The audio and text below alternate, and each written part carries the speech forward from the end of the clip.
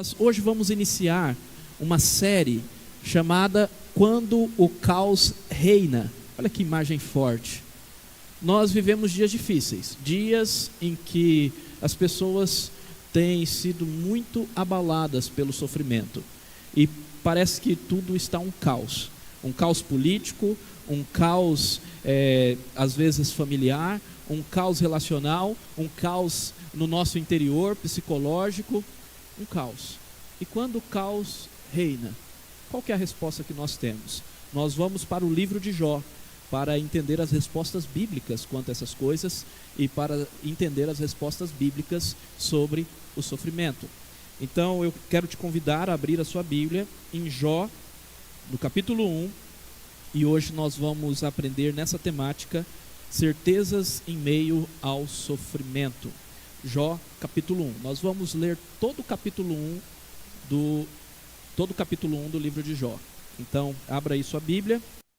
Jó 1 a 22, certezas em meio ao sofrimento. O texto diz assim: Havia um homem na terra de Uz, cujo nome era Jó.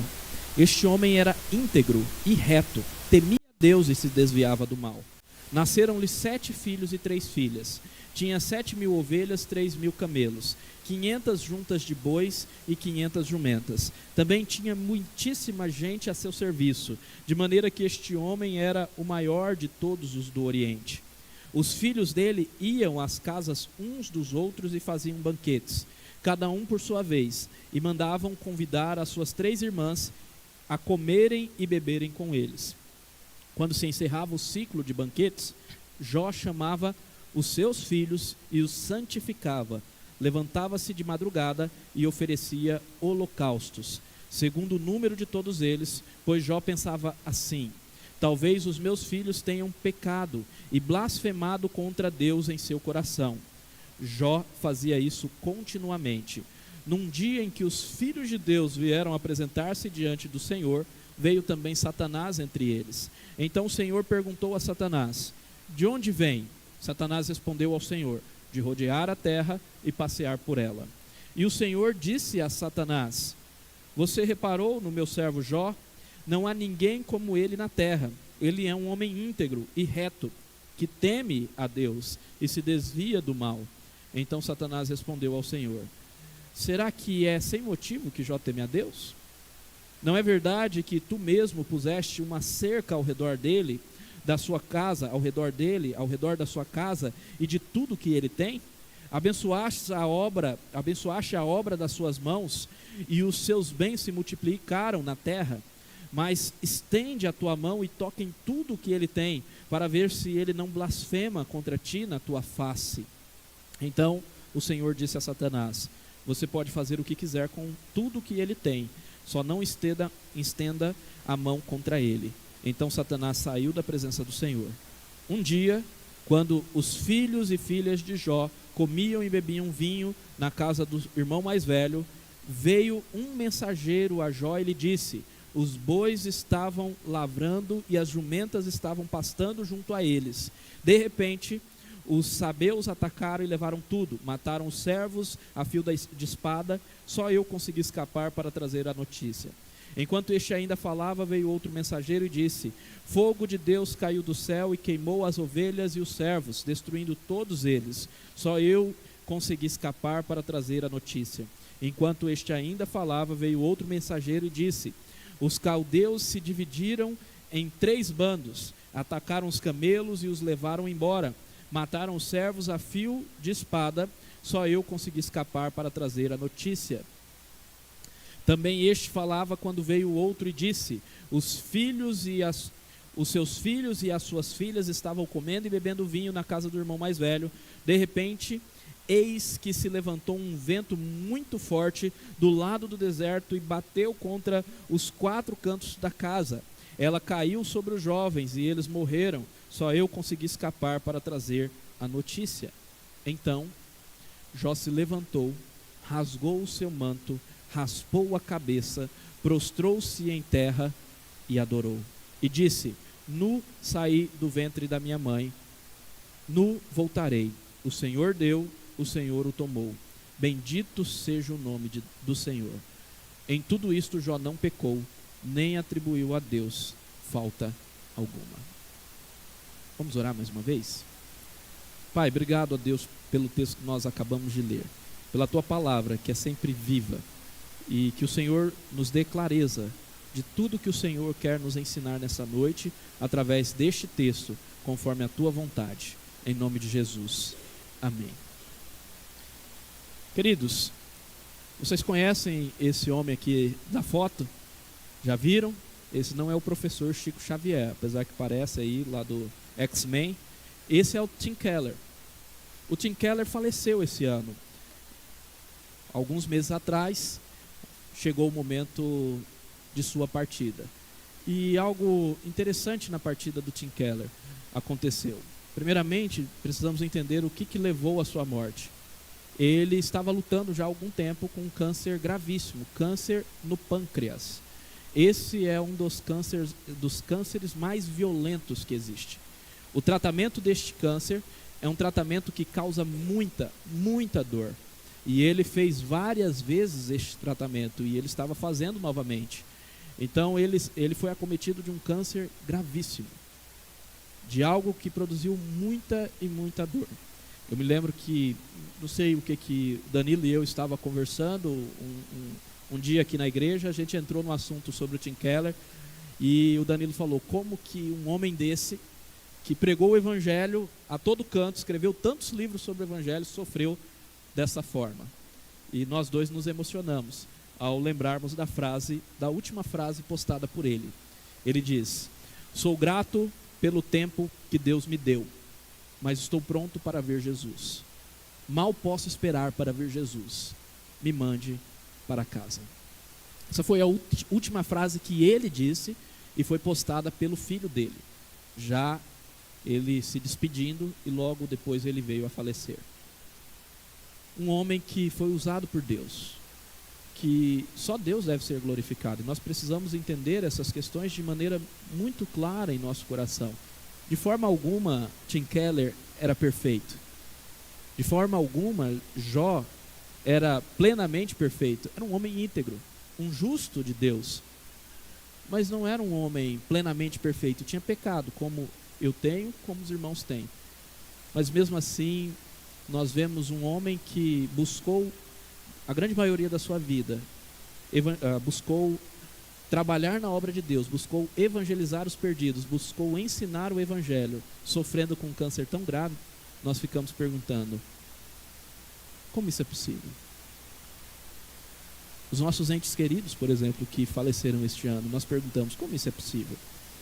E você pode observar que nem Jó, nem o Tim Keller falou contra Deus. Ao contrário, foi grato a Deus e disse: eu quero partir, eu quero ir para casa. No caso do Tim Keller, que coisa maravilhosa, como nós precisamos aprender isso. O Tim Keller escreveu este livro que eu vou usar bastante nessa série.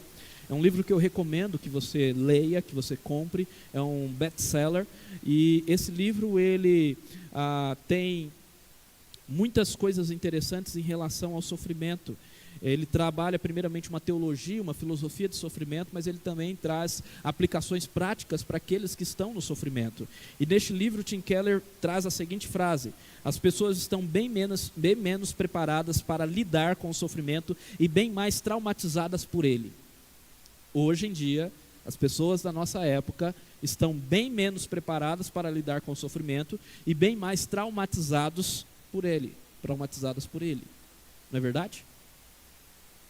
E olha, se nós olharmos, não é que nós sofremos menos, mas hoje nós temos muito mais comodidade.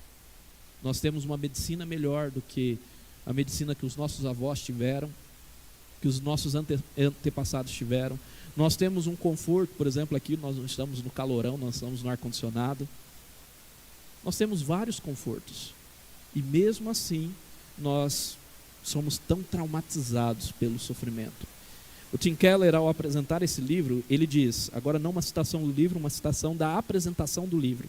Ele fala: não há nada mais importante do que estar preparado para enfrentar o mal e o sofrimento, pois eles definitivamente surgirão. A Bíblia nos ensina que o sofrimento irá surgir. justamente pelo fato que este mundo é um mundo de dores. Nós não podemos ser ingênuos de pensar que não há sofrimento, que não iremos passar por sofrimentos. Eles irão surgir. Por isso nós precisamos estar preparados. E como nós estamos preparados? Aqui já é a sacada de todo o livro, de toda essa série. Jesus Cristo nos dá esse recurso, ou os recursos necessários para estarmos preparados para o sofrimento. É a fé em Jesus Cristo que lhe dá os recursos para enfrentar o sofrimento, de modo que, em vez de o sofrimento enfraquecê-lo, retraí-lo ou subjugá-lo, muitos estão enfraquecidos, retraídos e subjugados pelo sofrimento. Mas quando nós colocamos a nossa fé e a nossa confiança em Jesus e no Evangelho, isso muda. Na verdade, o sofrimento, ele nos aprimora, nos aprofunda em nossas experiências e nos faz crescer. Matura a nossa fé. O sofrimento matura a nossa fé. Faz com que a nossa fé cresça, amadureça. E esse é um dos propósitos do sofrimento. Amém? Nós vamos aprender sobre essas verdades ao longo dessa série.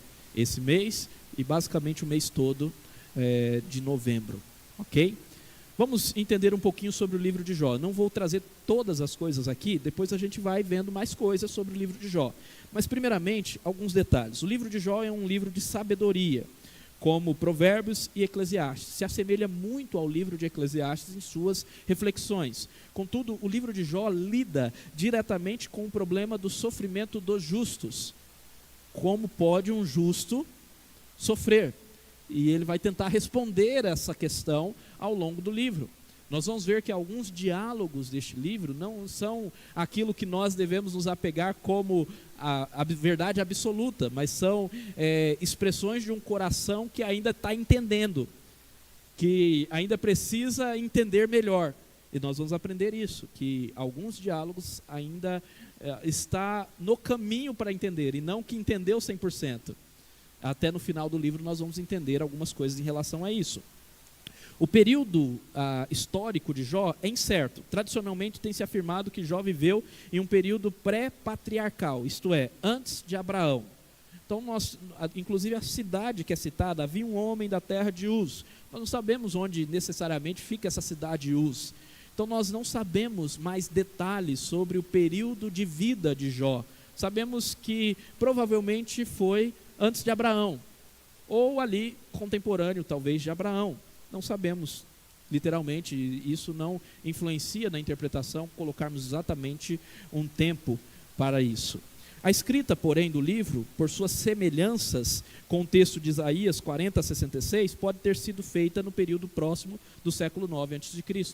A ideia é bem simples, a escrita veio depois. A história de Jó aconteceu lá no passado, talvez lá no período de Abraão, mas Deus utilizou um escriba, que foi inspirado por ele, por isso nós aceitamos esse livro como palavra do Senhor, para escrever posteriormente. E isso acontece, por exemplo, Moisés que escreveu o Gênesis, quando? Muito tempo depois. E ele escreveu, e é verdade por quê? Porque Deus inspirou Moisés.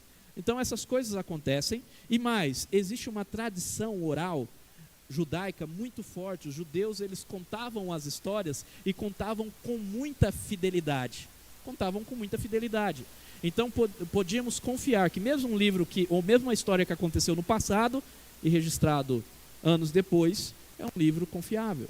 E por que isso é relevante? Porque esse texto se assemelha com Isaías 40, 66, que é uma parte de Isaías que provavelmente ele escreveu também depois do restante do livro.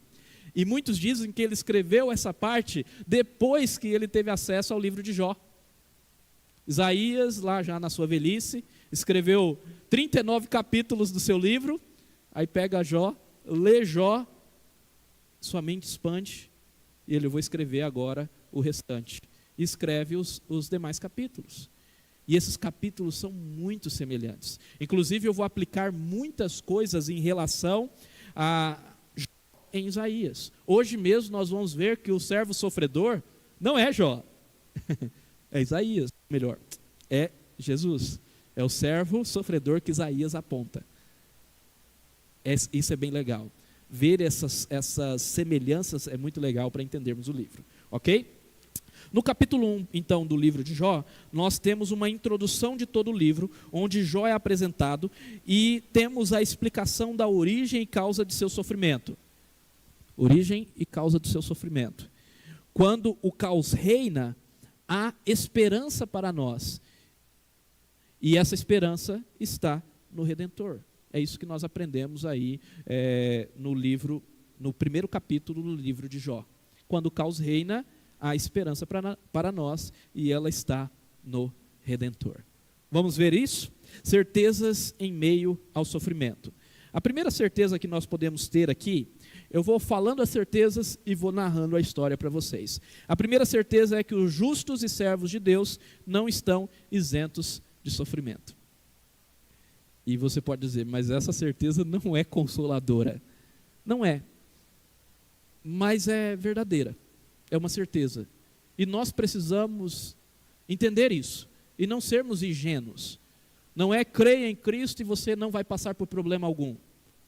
Essa teologia da confissão positiva, essa teologia da prosperidade, tem atrapalhado muito a pregação verdadeira e genuína do Evangelho. E nós precisamos fugir disso. A Bíblia sempre nos orienta que o sofrimento é algo real, mas que Cristo veio resolver esse problema. Então, os justos e servos de Deus não estão isentos do sofrimento.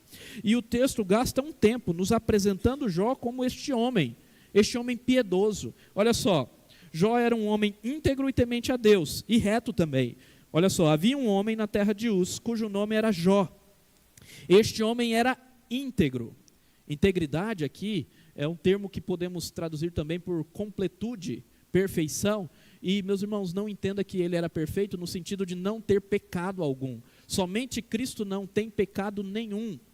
Alguns vão dizer que a intenção das atitudes de Jó eram intenções boas, por isso então ele é chamado de íntegro, mas eu acredito que vai mais do que as intenções. Jó, ele era um homem, no sentido claro do termo, piedoso, isto é, ele era consagrado para o Senhor, ele vivia já debaixo da antecipação da redenção de Cristo, e a sua integridade está no fato de que ele já cria no Redentor.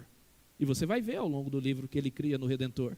O versículo tema da série é a expressão que ele cria no Redentor. E ele oferecia sacrifícios aqui em prol dos seus filhos, porque ele cria no Redentor, naquele que poderia expiar ou perdoar pecados. Então Jó, ele é piedoso, ele é justo, ele é íntegro, não porque ele não tinha pecado, mas porque ele era devotado ao Senhor, consagrado a Ele. Ele colocou o seu coração no lugar certo. Nós falamos sobre isso quando falamos sobre prioridade. E ele era temente a Deus. Olha só, temia a Deus e se desviava do mal. Como José, eu li essa semana José e tentei explicar para a Sofia a história de José, quando ele foi tentado pela mulher de Potifar e correu. E o texto diz claro, ele fez isso porque ele temeu ao Senhor. É por causa do temor do Senhor que ele não se deixou ser seduzido por aquela mulher e correu, foi preso por causa disso, mas ele foi fiel ao Senhor, essa é a ideia, se desviava do mal. Esse homem também era rico e próspero de toda aquela região. O texto vai dizer que ele tinha 7 filhos e 3 filhas. Parece que há uma relação aqui também de números, apesar que nós precisamos crer que essa narrativa ela é fiel aos fatos, mas há uma relação de números. Se você sempre somar, vai dar 10, que traz essa ideia de completude, a ideia de prosperidade plena. Era 3 filhos, ou era 7 filhos e 3 filhas, era 7.000 ovelhas e 3.000 camelos, sempre somando dá um 10 ou um múltiplo de 10. A ideia aí de que, de fato, ele era muito rico e próspero. Os seus filhos davam banquetes, chamavam as suas filhas, ele era um homem muito importante daquela região. Um dos comentaristas que eu li diz que ele era um sheik riquíssimo, só faltava o petróleo, né? Mas era um sheik riquíssimo daquela época. Enfim, e ele era o sacerdote do seu lar. Ele pastoreava a sua família, o versículo 5 é significativo. Quando se encerrava o ciclo de banquetes, Jó chamava os seus filhos e os santificava. Jó nos ensina a pastorear família. Jó nos ensina a cuidar da espiritualidade dos nossos filhos. Ele chamava os seus filhos, ele oferecia holocausto segundo o número de todos eles, o que mostra que Jó vivia numa era, ou numa idade antes de Abraão, ou pelo menos antes da lei mosaica, porque após a lei mosaica quem oferecia sacrifício era apenas os levitas. Então ele mesmo oferecia sacrifício, como os patriarcas faziam. De madrugada para os seus filhos, para pedir perdão dos pecados, pois pensava assim: talvez os meus filhos tenham pecado e blasfemado contra Deus em seu coração. E Jó fazia isso continuamente. A continuidade é importante. Quando a gente fala de culto familiar, a gente fala, faça todo dia, porque tem que ser continuamente, porque continuamente nós precisamos ouvir o Evangelho. Uau! E o próprio Deus atestava isso. Lá no versículo 8, o Senhor fala: você reparou no meu servo Jó? Não há ninguém como ele na terra. Ele é um homem íntegro e reto, que teme a Deus e se desvia do mal. As mesmas palavras que aparecem no versículo 1. O próprio Deus testemunhava de Jó. E isso não foi o bastante para que Jó não sofresse. Mesmo assim, um servo de Deus íntegro sofreu. E meus irmãos, às vezes a gente lê Jó assim e fica perguntando para Deus: mas Deus, por que esse homem sofreu? Parece que o autor do livro, que está nos narrando a história de Jó, coloca os contrastes aqui justamente para a gente ter essa sensação. Como que um homem desse pode passar por um sofrimento? Se existia um candidato que não precisaria, não deveria sofrer, era Jó, concorda? Ai de nós em relação a Jó. Mas Jó ainda assim era pecador. E por que muitas vezes não causa o mesmo espanto nós pensarmos que um outro servo de Deus, conforme nos é ensinado em Isaías, sofreu também? Infinitamente pior do que Jó sofreu. E ele não merecia. Por mais que Jó era íntegro e justo, ainda assim ele era pecador. E nós vamos ver isso. Nesses 2 primeiros capítulos nós vamos ver que ele não pecou. Mas depois ele questiona a justiça de Deus. Depois ele cede à tentação do questionamento da justiça de Deus. E Deus então ensina para ele. Deus tem um propósito de ensinar coisas para Jó também, através do sofrimento. Mas, e Cristo? O nosso Senhor Jesus Cristo, que nunca jamais pecou, mesmo sendo um servo íntegro, era desprezado e o mais rejeitado entre os homens, homem de dores, e que sabe o que é padecer. E como um de quem os homens esconderam o rosto, era desprezado e dele não fizemos caso. Às vezes a gente se enche de justiça a favor de Jó. Mas Jó não deveria sofrer. A favor de nós mesmos. Mas nós não deveríamos sofrer. Deus, eu sou íntegro e justo, por que eu estou passando por isso? Mas o verdadeiro íntegro e justo sofreu. E nós o desprezamos. Não fizemos caso dele. Certamente ele tomou sobre si as nossas enfermidades e as nossas dores, levou sobre si, e nós o considerávamos como aflito, ferido de Deus e oprimido. Mas ele foi transpassado por causa das nossas transgressões e esmagado por causa das nossas iniquidades. O castigo que nos traz a paz estava sobre ele, e pelas suas feridas fomos sarados. Meus irmãos, o meu exercício em todo o livro de Jó é apontar para Cristo, para entendermos a razão do sofrimento. Como vimos no início na citação do Tim Keller, precisamos do óculos da fé. E Cristo, ele sofreu para nos redimir. Então, a primeira certeza que nós podemos ter é que os justos e servos de Deus não estão isentos do sofrimento. Se o mais justo de todos, o único que nunca teve pecado, sofreu, quem dirá nós? Sofreremos, mas nós podemos confiar naquele que sofreu em nosso lugar. Segunda questão é que há uma batalha jurídica e espiritual por trás do sofrimento. E claro, eu estou falando de batalha espiritual, não estou falando daquela batalha espiritual que se popularizou no Brasil nas décadas anteriores, de tentar expulsar demônio de casa, de carro e de tudo mais. Nada disso. Eu estou falando de uma batalha jurídica e espiritual que está acontecendo ou aconteceu na corte celestial, mas que Cristo já venceu. E essa batalha está clara aqui para nós. Nós vemos aqui uma mudança. Depois de apresentar Jó, o texto diz: num dia, Que dia é esse? Não sabemos, um dia. Parece que isso acontecia continuamente, rotineiramente. Os filhos de Deus, que são os anjos, se reuniam na presença de Deus para prestar relatório ao Senhor das suas obras, daquilo que eles estavam fazendo, dos seus trabalhos. Ou seja, existe uma realidade espiritual em torno da gente, e os anjos têm sim papéis a desempenhar, e esses papéis que eles desempenham em relação ao mundo, em relação à humanidade, eles prestam contas a Deus. E o texto diz: num dia em que os filhos de Deus, nesse caso os anjos, vieram apresentar-se diante do Senhor, nessa corte celestial, veio também Satanás entre eles. Alguns dizem que a expressão também aqui traz a ideia de que ele não era esperado.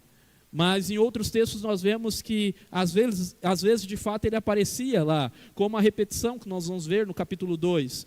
Por uma segunda vez ele estava lá. E como também o texto de Zacarias, que nos mostra que ele está também na corte celestial para fazer o que lhe é próprio, acusar. O termo Satanás aqui traz essa ideia de acusador. Seria aquele que no tribunal tem a função de acusar. Ele é o acusador na corte, no tribunal celestial. E então, olha só que interessante. Texto de Zacarias 3, 1-3. Deus me mostrou o sumo sacerdote Josué. Zacarias está falando da visão que ele teve. Que estava diante do anjo do Senhor. Uma forma no Antigo Testamento de se referir ao nosso Senhor Jesus Cristo. Anjo do Senhor, anjo de Yahvé, Senhor, em caixas maiúsculas, é o mensageiro. Aquele que revela. E há um consenso de que está falando de Cristo, até também pelas atitudes que esse anjo toma a partir daqui. Então o anjo do Senhor mostrou também Satanás, diz Zacarias. Então olha, estava Deus, estava o anjo do Senhor numa posição de advogado e estava Satanás como um promotor. E o que acontece aqui? Eu estava à direita de Josué, ou melhor, não eu, mas Satanás. Satanás estava à direita de Josué para o acusar. Na corte celestial, Satanás tinha esse papel de acusar. E por quê? Porque o homem cedeu a ele. Porque o homem pecou. E porque o homem, uma vez que cedeu à tentação de Satanás, se submeteu a essa maldição. E Satanás então o acusava. Mas o Senhor disse a Satanás, o Senhor aqui é o anjo. Agora o anjo do Senhor, ele mesmo é chamado de Yahvé. O Senhor disse a Satanás, que o Senhor repreenda Satanás. Assim que o Senhor que escolheu Jerusalém o repreenda. Não é este um toco de lenha tirado do fogo? Ora, Josué estava diante do anjo vestido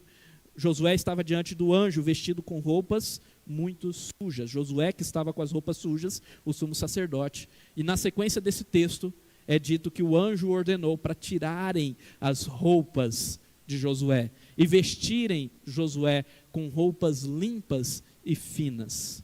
A ideia de que Jesus tirou o pecado de Josué e purificou Josué, e por isso Satanás não tinha o que acusar. Entenderam? Como que Jesus nos defende diante do tribunal? De maneira simples. O advogado que nós temos diante de Deus nos defende mostrando que Ele é que nos purifica. Meus irmãos, é isso que está acontecendo aqui. Então, o que nós temos aqui?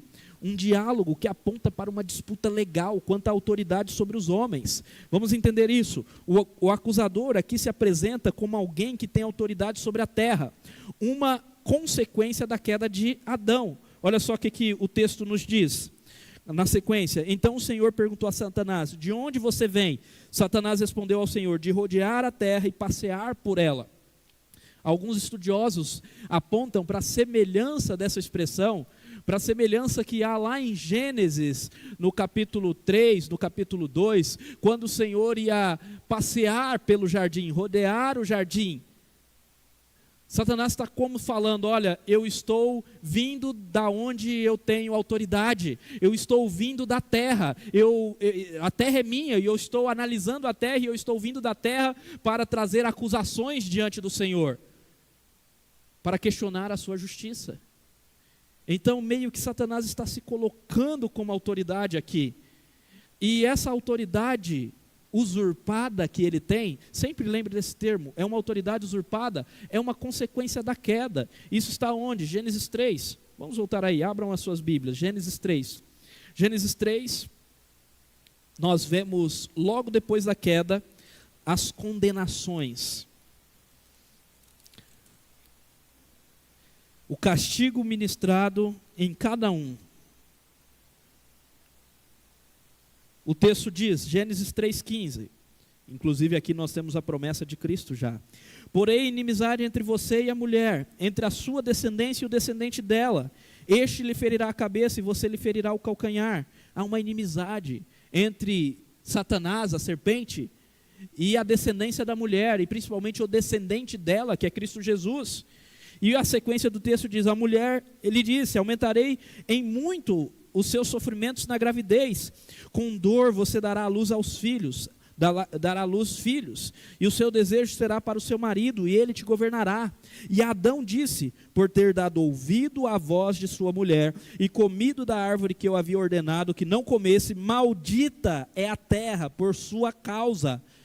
A terra recebeu a maldição, não por causa de Satanás, mas por causa de Adão.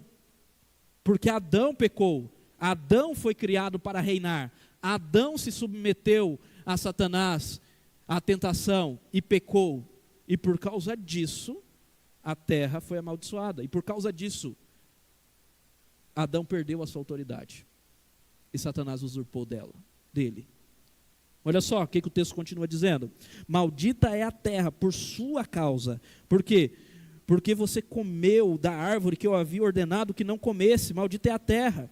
Em fadigas você obterá dela o seu sustento durante os dias da sua vida. Ela produzirá também espinhos e ervas daninhas, e você comerá a erva do campo. No suor do seu rosto você comerá o seu pão, até que volte à terra. Até que volte à terra, morte. Pois dela você foi formado, porque você é pó, e ao pó voltará. Então a causa de todos os nossos males é o pecado, é a rebelião, é o homem se afastar de Deus, é o homem querer ser o seu próprio Deus. Isso é uma consequência. E por isso Satanás então dominou, e no Antigo Testamento literalmente ele dominava os reinos. Deus separou um reino para si, Israel, mas os outros estavam debaixo da escravidão demoníaca de Satanás. E ao ler o Antigo Testamento nós vemos isso, como por exemplo aqueles que se submetiam a Moloque, que era o Deus que exigia sacrifícios de crianças, que eram entregues para esses deuses vivas, para serem mortas, sacrificadas, da mesma maneira que hoje acontece no aborto. Moloque moderno. As nações estavam escravizadas, cegadas por causa do pecado. E por isso, meus irmãos, nós precisamos entender isso. Essa frase do A.W. Tozer. Muitos culpam a Deus pela dor, mas na realidade a nossa rebelião contra Deus criou todo o sofrimento. A origem do sofrimento é o pecado. Eu não estou dizendo o pecado particular de cada um. Jó era íntegro, não foi o seu pecado particular, mas foi o pecado. O fato de nós vivermos num mundo amaldiçoado. Entenderam? É exatamente isso que o Senhor Jesus Cristo vem mudar, vem redimir, vem restaurar todas as coisas. Agora, olha só, o acusador então se apresenta como alguém que tem autoridade, mas o Senhor o corrige, o Senhor não deixa por menos, mostrando que a sua autoridade usurpada não é sobre todos. Jó era uma exceção nesse diálogo. Satanás disse, olha, eu venho de rodear a terra daquilo que é meu. E Deus fala, negativo. Você observou o meu servo Jó, que é íntegro e reto e se desvia do mal, que não se submete a você, que você não tem autoridade sobre ele? Esse servo é meu. Você não tem poder sobre todos. E aí Satanás é sagaz.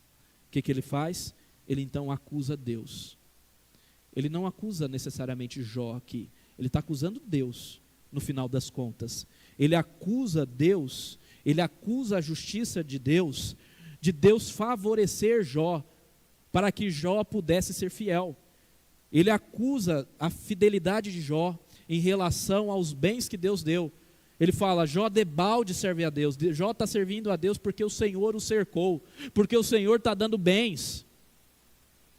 É por isso que Jó está servindo.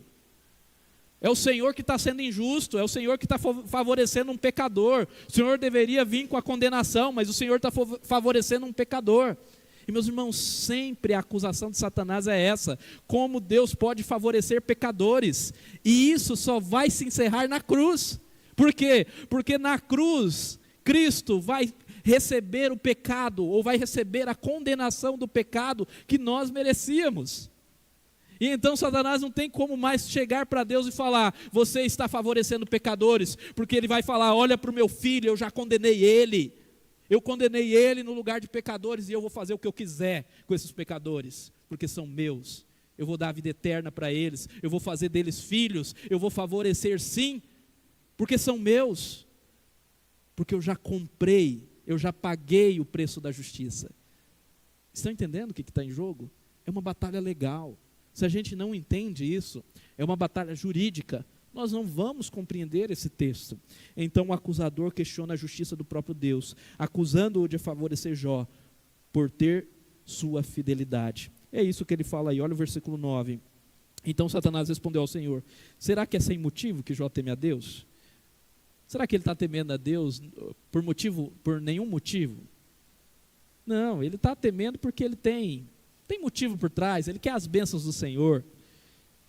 Não é verdade que tu mesmo pusestes uma cerca ao redor dele, da sua casa e de tudo que ele tem? Abençoaste a obra das suas mãos, e os seus bens se multiplicaram na terra? Mas estende a mão e toca em tudo o que ele tem, para ver se ele não blasfema contra ti na tua face.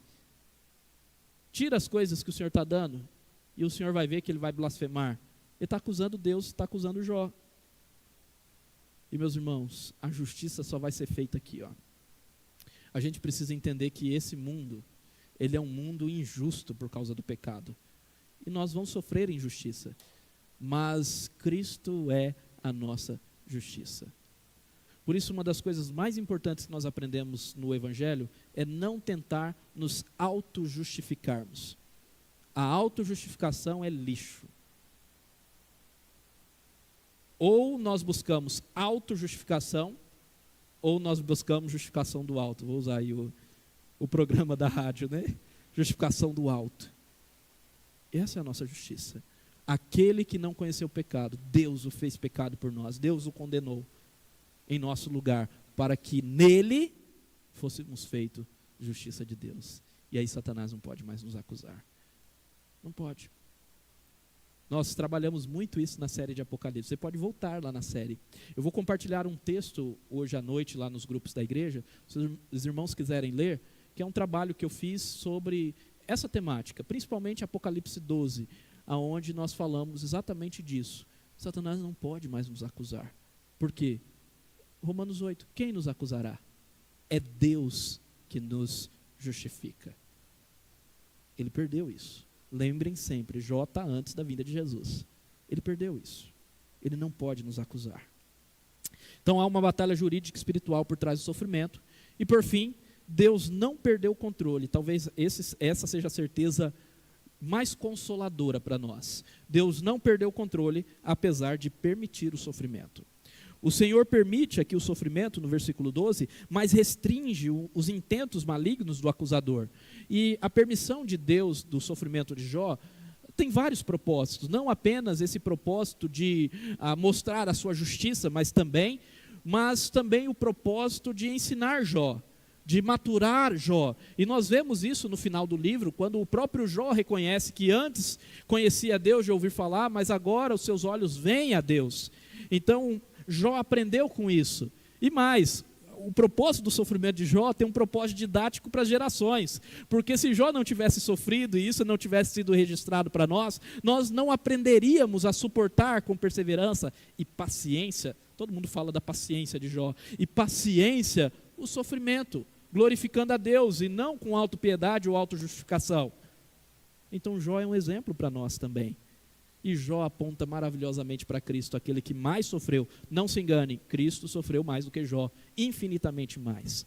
Então o Senhor permite, mas restringe. Ele diz, então o Senhor disse a Satanás, você pode fazer o que quiser com tudo que ele tem, só não estenda a mão com ele, a mão contra ele.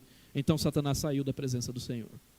Nós sabemos que Satanás não se contentou E veio mais uma vez, nós vamos ver na semana que vem. Mas nós temos a partir daqui, versículo 13, a narração de que Jó perdeu todos os bens e todos os seus filhos, sempre sobrando um para contar a notícia. Parece que simultaneamente, tudo aconteceu no mesmo dia. Imagina que terrível isso. Um dia de más notícias. Um dia inteiro recebendo gente. Quando um terminava, já vinha outro de longe. Imagina o coração de Jó. Um dia inteiro recebendo más notícias. E a última, pior de todas, os seus filhos morreram. Antes perder todos os bens, mas perder os filhos. Que dor tremenda, que dor tremenda. E aí o que Jó faz? Jó rasga suas vestes, como um sinal de contrição, de humildade, e se prostra diante do Senhor. Se prostrar aqui é se ajoelhar, se jogar, colocar a boca no pó. E adora. O texto fala que ele adora o Senhor. Olha só, versículo 20. Então Jó se levantou, rasgou o seu manto, raspou a cabeça, prostrou-se em terra e adorou. Adorou. Adorar é glorificar a Deus e ter prazer nele. Jó não deixou de ter prazer no seu Deus. Ele o adorou. E disse, o texto fala, e essa é uma das frases muito conhecidas: nu saí do ventre da minha mãe e nu voltarei. O Senhor me deu, o Senhor o deu e o Senhor o tomou. Bendito seja o nome do Senhor. E o texto conclui finalizando: em tudo isso Jó não pecou, nem atribuiu a Deus falta alguma. Meus irmãos, se havia alguém que poderia se revestir de autopiedade, vocês sabem o que é autopiedade? É vitimização, é falar: eu sou a vítima, tenham dó de mim. Era Jó. Ele poderia se revestir de autojustiça. Ah, mas eu sou justo, por que o Senhor está deixando eu sofrer? Mas ele não faz isso, pelo menos não aqui nesse momento. Depois ele tem algumas recaídas, mas nesse momento não. Nesse momento ele adora o Senhor, nesse momento ele bendiz o Senhor, nesse momento ele não atribui falta ao Senhor, ele mantém a sua integridade ao Senhor. Ele não se reveste de autopiedade e vitimização, ele louva ao Senhor. Que coisa forte. E meus irmãos, nós não somos Jó. Temos que confessar a nossa fraqueza. Se nos falta uma coisinha só, nos falta internet, a gente já começa a vitimizar. Ah, mas não tem como eu fazer não sei o quê, porque ficou sem internet, caiu o poste, não sei o quê, sem energia, o calor, e... Não é assim? Nós não somos Jó. Por isso que muito mais, né, ou igualmente a Jó, nós precisamos de um Redentor. Daquele que sofreu em nosso lugar. Daquele que derrotou Satanás em nosso lugar. Agora, o que é legal é que Jó não pecou, Satanás foi frustrado. Ele acusou Deus e Jó se manteve fiel, mostrando que Jó não estava servindo a Deus pelas bênçãos, pelas dádivas, como muitos hoje servem a Deus simplesmente para terem, para possuírem coisas, por causa da prosperidade. Jó estava com Deus porque ele amava Deus. E Satanás foi frustrado por causa disso. Satanás não conhecia o coração de Jó. Deus conhecia. Por isso que Deus falou: esse é o meu servo, eu o conheço. E Deus conhece também o nosso coração. E por isso nós podemos confiar que a derrota definitiva do inimigo, do acusador, veio por meio de outro servo sofredor. E essa é a verdade do Evangelho. A redenção do sofrimento através do sofrimento. Depois da queda, Deus nos redime do sofrimento, do mal, através do quê? Do sofrimento. Não do nosso necessariamente, mas do sofrimento de Cristo. E por isso que Jó, no capítulo 19, 25, ele vai dizer: porque eu sei. Meus irmãos, este é o versículo, um dos versículos mais importantes de Jó. Fiquem atentos a essas coisas. Ele diz: porque eu sei que o meu Redentor, aquele que irá me libertar, vive, e por fim se levantará sobre a terra. Cristo ainda não havia vindo, e ele diz que ele crê que Jesus iria vir, se levantaria sobre a terra, e ele vive eternamente. Lá em Hebreus nós vemos Jesus vindo, olha só, por meio do seu sofrimento.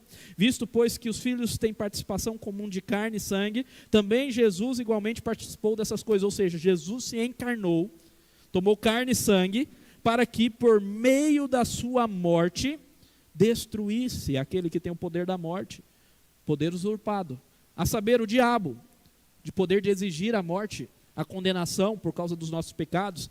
Jesus destruiu isso na sua morte. Ele derrotou Satanás, para que livrasse todos os que, pelo pavor da morte, estavam sujeitos à escravidão por toda a vida. Não somos escravos. Ele não pode nos acusar. Tanto isso é verdade que uma das primeiras evidências que você se converteu verdadeiramente a Cristo é perder o pavor da morte. É poder dizer igual Tim Keller na frase inicial: eu quero estar com Cristo. Me deixem ir para casa. Eu sou grato por tudo que vivi, mas agora eu quero partir. Eu quero ir para casa. Eu quero ir para Cristo. Ele nos libertou disso. E como? Voltando para Isaías. Todos nós andávamos desgarrados como ovelhas, cada um se desviava pelo seu próprio caminho, mas o Senhor fez cair sobre ele, Cristo, a iniquidade de nós todos. Ele foi oprimido e humilhado, mas não abriu a boca. Jó não atribuiu a Deus nenhuma falta, Cristo nem a boca abriu. Foi como ovelha muda. Como um cordeiro foi levado ao matadouro, e como ovelha muda diante dos seus tosqueadores, ele não abriu a boca. Pela opressão e pelo juízo ele foi levado, e de sua linhagem, quem se preocupou com ela? Porque ele foi cortado da terra dos viventes, foi ferido por causa da transgressão do meu povo. Designaram a sepultura com os ímpios, mas com o rico esteve na sua morte, embora não tivesse feito injustiça, e nenhum engano fosse encontrado em sua boca. Um único justo morreu, sofreu e glorificou a Deus por meio da sua morte. Meus irmãos, que desafio glorificar a Deus na vida e também na morte. Glorificar a Deus na alegria e na prosperidade, mas também no sofrimento e na escassez. Glorificar a Deus. Que desafio. Olha só, essa frase é de um filósofo, Max Scheler. Max Scheler não necessariamente é cristão, reformado, mas ele é um filósofo que tem trabalhado ou trabalhou o sofrimento antes de morrer. E ele fala o seguinte: a fé cristã, ele estuda a fé cristã e ele entende umas coisas interessantes da fé cristã. Ele fala: a fé cristã está centrada no paradigma do homem inocente que se dispõe a sofrer pela culpa dos outros. Um homem inocente que se dispõe a sofrer pela culpa dos outros. O sofrimento, através de Cristo, adquire uma nova e extraordinária nobreza. À luz da cruz, o sofrimento transforma em purificação e não em castigo. Fora da cruz, sofrimento é castigo. À luz da cruz, o sofrimento é redimido. Ele é purificação.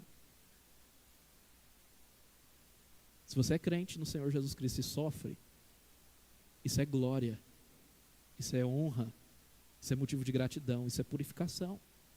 Se você não é crente no Senhor Jesus Cristo e sofre, condenação, castigo. E, meus irmãos, não vai parar. Quem não tem Cristo, o pior ainda está por vir. Agora, quem tem Cristo, vai parar. O sofrimento vai parar.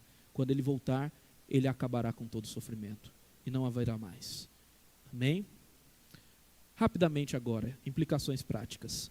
Primeiro, este mundo é marcado pela maldição do pecado e o caos. Por isso, quando o caos reina. Por isso, até os íntegros sofrem. Você talvez se considere alguém íntegro, justo, piedoso diante do Senhor e está sofrendo. Até os íntegros sofrem. Mas entenda, este mundo não é o fim. E o seu sofrimento não é absoluto. A palavra do Senhor nos mostra que o sofrimento tem fim. Ele não é absoluto, ele não é tudo na sua vida. Se volte para o Senhor. Deus não está alheio ao nosso sofrimento, mas com justiça e sabedoria. Deus não é injusto conosco. Com justiça e sabedoria, Ele administra para o nosso bem e para a glória de seu nome o sofrimento. Deus está administrando, é soberano, Ele governa. E Ele vai fazer todas as coisas para o nosso bem e principalmente para a glória do seu nome. Confie nele, confie no Senhor e tenha fé que o Senhor sabe o que está fazendo, que o Senhor já providenciou redenção para o sofrimento. A sociedade e cultura contemporânea nos ensina a fazermos vítimas do sistema, de Deus, das estruturas. São alunos que são vítimas do professor chato, são esposas que são vítimas do marido opressor, são maridos que são vítimas da mulher opressora, tanto faz, e vice-versa. Meus irmãos, temos que parar com isso. Nós não somos vítimas, nós somos todos pecadores. Todos pecadores. Fuja da autopiedade. Ter piedade de si mesmo, se colocar na posição de coitadinho, querer que as pessoas tenham dó de você. Parece que no Brasil isso é mais acentuado. Nós brasileiros queremos que as pessoas tenham dó de nós.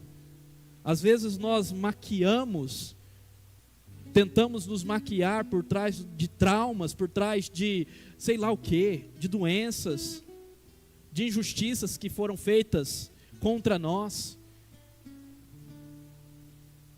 Não, meus irmãos, fujamos da autopiedade, da vitimização, em nome de Jesus.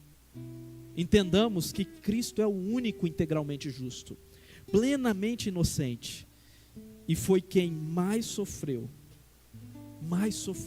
O meu sofrimento não se compara àquilo que Ele sofreu em meu lugar, para nos redimir dos nossos pecados. Olhem para Ele, busque nele a redenção. E por último, apesar do inimigo ainda poder nos afligir, ele tem poder de nos afligir. O próprio texto de 1 Pedro nos mostra isso, que ele está como um leão ao nosso derredor, procurando alguém para tragar, para pegar. Um desavisado que não está olhando para Cristo, perdido, meio distante do povo de Deus, ele está prontinho ali para dar o bote. Nós precisamos entender que mesmo assim, ele já foi derrotado. Ele já foi derrotado na cruz. E só aguarda o juízo final. É a tentativa dele como um derrotado de ainda fazer mal para alguém. Ele está aguardando o juízo final. Está aguardando o juízo final. Creia na vitória de Cristo. E meus irmãos, por mais que ele faça algum mal contra nós, vocês viram que Deus restringe a ação de Satanás. Deus falou: você pode tirar os bens, mas não toca nele, porque ele é meu. E no final do livro de Jó, Deus reverte isso. Deus dá a Jó o dobro do que ele tinha. Deus abençoa Jó com o dobro daquilo que ele tinha antes. Jó sai do seu sofrimento mais maduro, mais próximo de Deus, conhecendo mais o seu Senhor, amando mais o seu Senhor, entendendo mais sobre a vida, entendendo mais sobre a redenção e mais próspero. Confie no Senhor.